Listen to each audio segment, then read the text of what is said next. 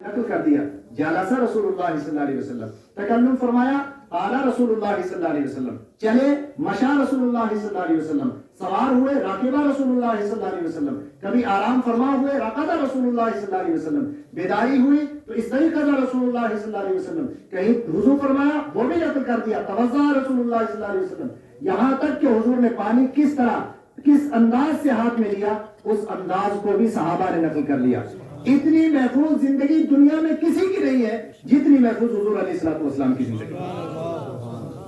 ایک تو یہ فرق ہے، اور دوسرا فرق دیگر انبیاء کرام کی زندگی اور حضور علیہ الصلوۃ والسلام کی زندگی میں یہ ہے کہ حضور علیہ الصلوۃ والسلام کی سیرت مکمل ہے اور دیگر عام انسان تو دور کی بات انبیاء کرام کی سیرت بھی مکمل نہیں ہے۔ مثال کے طور پر ایک عیسائی سے کہیں آپ کہ آپ حضرت عیسیٰ علیہ الصلوۃ والسلام کی زندگی سے ہمیں بتائیے کہ عیسیٰ علیہ الصلوۃ والسلام کی زندگی اور ان کی سنت سے بتائیے شادی کا طریقہ کیا ہونا چاہیے، اپنی زوجہ کے ساتھ کس طرح رہنا چاہیے، بچوں کے ساتھ زندگی کس طرح گزارنی چاہیے، وہ ہاتھ جوڑ لے گا اور کہے گا کہ ہمارے نبی نے تو شادی ہی نہیں کی تھی اس لیے ان کی سیرت میں شادی کا طریقہ بھی ہمیں نظر نہیں آتا۔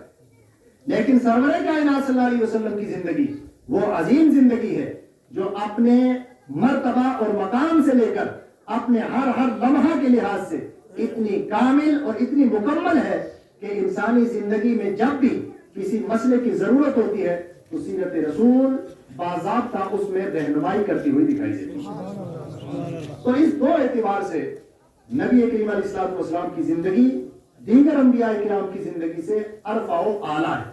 آپ یاد رکھیں گے ایک یہ کہ حضور علیہ الصلوۃ والسلام کی زندگی محفوظ ہے، اتنی کسی کی زندگی محفوظ نہیں ہے، اور دوسرے یہ کہ حضور علیہ الصلوۃ والسلام کی زندگی مکمل ہے، کسی دوسری شخصیت کی زندگی مکمل نہیں۔ اب ہمیں اپنی زندگی دیکھنی ہے اور حضور علیہ الصلوۃ والسلام کی زندگی دیکھنی ہے۔ سیرت رسول کا جب ہم مطالعہ کرتے ہیں تو در حقیقت حضور علیہ الصلوۃ والسلام کی زندگی تاریخی اعتبار سے 3 ادوار پر مشتمل ہے، یہ آپ یاد رکھیں گے۔ پہلا دور حضور علیہ الصلوۃ والسلام کا مکہ شریف میں بچپن سے لے کر 40 سال کی عمر تک اس کو قبل اعلان نبوت کی زندگی کہا جاتا ہے۔ 40 سال سے پہلے جب حضور نے اعلان نہیں فرمایا قبل اعلان نبوت، یہ حضور کی زندگی ہے۔ اور دوسری زندگی اعلان نبوت کے بعد باقی 13 سال تک مکہ میں حضور علیہ الصلوۃ والسلام رہے تو اس کو مکی زندگی کہا جاتا ہے سیرت کی کتابوں میں۔ اور تیسری زندگی حضور علیہ الصلوۃ والسلام جو 10 سال ہجرت کے بعد مدینہ شریف میں رہے اس کو حضور علیہ الصلوۃ والسلام کی مدنی زندگی کہا جاتا ہے۔ یہ اصطلاحی مفہوم ہے حضور علیہ الصلوۃ والسلام کی سیرت کے۔ قبل اعلان نبوت 40 سال، مکی زندگی 13 سال اور مدنی زندگی حضور علیہ الصلوۃ والسلام کی 10 سال کی زندگی۔ اس طرح 63 سالہ حضور علیہ الصلوۃ والسلام کی ظاہری حیات مبارکہ ہے۔ یہ پوری 63 سالہ زندگی اس قدر محفوظ ہے کہ حضور علیہ الصلوۃ والسلام کی زندگی کا ایک لمحہ بھی ہماری نظروں سے اوجھل نہیں ہے۔ ایک مثال میں دے کر کے آگے گزرنا چاہتا ہوں۔ مثال کے طور پر جو کچھ جلوت میں ہوا وہ صحابہ کرام نے نقل کر دیا، اور جو کچھ خلوت میں ہوا وہ ازواج مطہرات نے نقل کر دیا، وہ اہل بیت پاک نے نقل کر دیا۔ یہ 2 جماعتیں تھیں۔ آج تو بڑا المیہ ہے ہمارے سامنے، ایک نیا فتنہ اٹھا ہے کہ جس نے حضور علیہ الصلوۃ والسلام کے صحابہ اور اہل بیت کو 2 حقائق بنا کر سامنے رکھ دیا ہے، اور باضابطہ ایسا ایک ذہن بنایا ہے لوگوں کا، اور ذہن بنانے کی کوشش کی جا رہی ہے کہ یہ 2 الگ الگ حقائق ہیں اور آپس میں یہ 2 مختلف چیزیں۔ ایسا نہیں ہے، بلکہ صحابہ اور اہل بیت کا آپس میں پیار بھی تھا، آپس میں محبت بھی تھی۔ دونوں کی ذمہ داری کیا تھی؟ اہل بیت پاک کی ذمہ داری یہ تھی کہ خلوت میں حضور علیہ الصلوۃ والسلام نے جو کچھ کیا ہے وہ نقل کریں، اور صحابہ کی ذمہ داری یہ تھی کہ جلوت میں حضور نے جو کچھ کیا ہے وہ نقل کر دیں۔ در حقیقت ان دونوں طبقات کی ذمہ داری یہ تھی کہ سرکار کی زندگی کو نقل کر دیں۔ یہی وجہ ہے کہ جو کچھ حجرات میں ہوا وہ ازواج مطہرات نے نقل کر دیا۔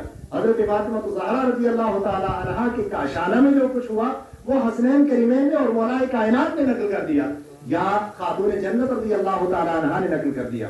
اور جو کچھ مسجد نبوی میں یا مدینہ کے بازاروں میں یا مدینہ کے باہر کہیں پیش آیا تو وہ ابو بکر صدیق اور حضرت عمر نے نقل کر دیا۔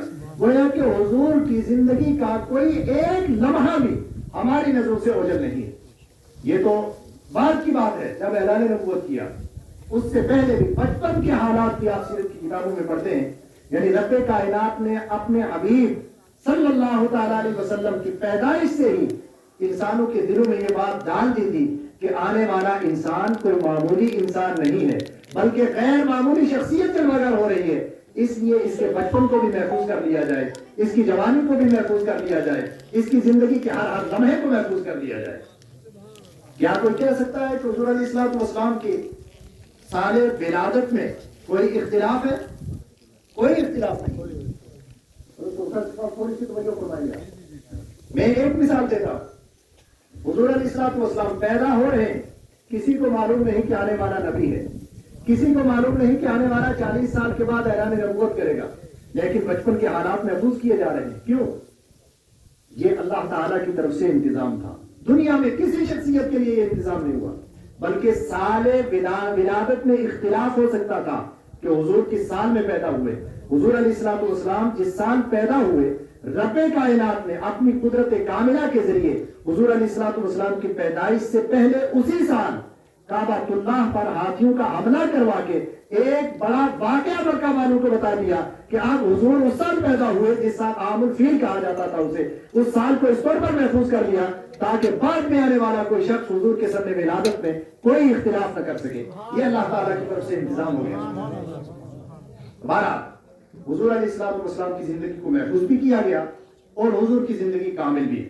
اب ہمارے لیے حضور علیہ الصلوۃ والسلام کو اللہ تبارک و تعالیٰ نے آئیڈیل اور نمونہ بنایا۔ تو میں عرض کر رہا تھا کہ حضور کی زندگی محفوظ ہے، ہر ہر لمحہ محفوظ ہے حضور کی زندگی کا، کوئی ایک لمحہ بھی ایسا نہیں جو ہماری نظروں سے اوجھل ہو۔ حضور لیٹنے کا انداز کیا تھا، جاگنے کا انداز کیا تھا، چلنے کا انداز کیا تھا، اٹھنے کا انداز کیا تھا، کھانا کھانے کا انداز کیا تھا، پانی پینے کا انداز کیا تھا، یہ سب کچھ صحابہ کرام نے نقل کر لیا۔ ہمیں زندگی میں ایک موقع ایسا ملتا ہے جہاں نقل کرنے والا کوئی نہیں تھا۔ سرکار پر غار ہیرا میں جب قرآن نازل ہوا، سیدھے حضرت خدیجہ کبریٰ رضی اللہ تعالیٰ عنہا کے پاس آئے اور ارشاد فرمایا زملونی زملونی، خدیجہ مجھے کمبل اڑاؤ، کچھ سردی محسوس ہو رہی ہے، کچھ بخار محسوس ہو رہا ہے، تھوڑی سی سردی محسوس ہو رہی ہے، فیور ہو رہا ہے، مجھے کمبل اڑاؤ۔ حضرت خدیجہ کبریٰ رضی اللہ تعالیٰ عنہا، یہ کیفیت جو حضور کی غار ہیرا سے آنے پر، حضور چونکہ پہلی مرتبہ وحی الہی نازل ہوئی تھی، عجیب کیفیت تھی حضور علیہ الصلوۃ والسلام کی، یہ کیفیت ام المؤمنین حضرت خدیجہ کبریٰ نے نقل فرما دی اور ہمارے وہاں تک پہنچ گئی، ہم نے پڑھ لیا اسے، بخاری نے روایت کر دیا، ہم نے پڑھ لیا۔ یہ کیفیت روایت کرنے والی حضرت خدیجہ تھی۔